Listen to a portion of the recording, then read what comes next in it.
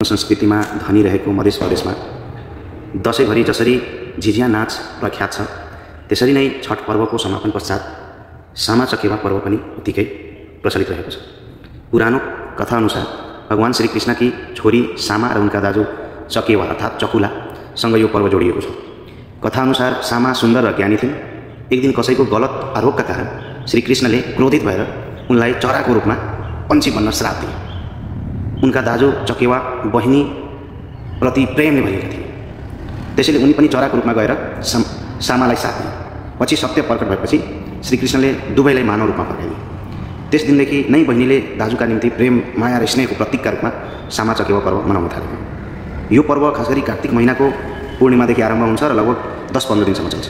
छठ पर्व सम्पन्न भएपछि महिलाहरू, किशोरीहरूले सामा चकेवाका माटोका मूर्तिहरू बनाउँछन्, गीत गाएर मण्डप बनाएर माटोको टोकरी अर्थात् सुपमा राखी पूजा गर्छन् र अन्तिम दिन बिदाई गरेर ती मूर्तिहरू नदी वा पोखरीमा विसर्जन गर्छन्। यसरी तराई मधेसमा सामा चकेवा पर्व पनि उत्तिकै महत्त्वपूर्ण छ र यही पर्वसँग सम्बन्धित रहेर एउटा हामी नृत्य हेर्दैछौँ।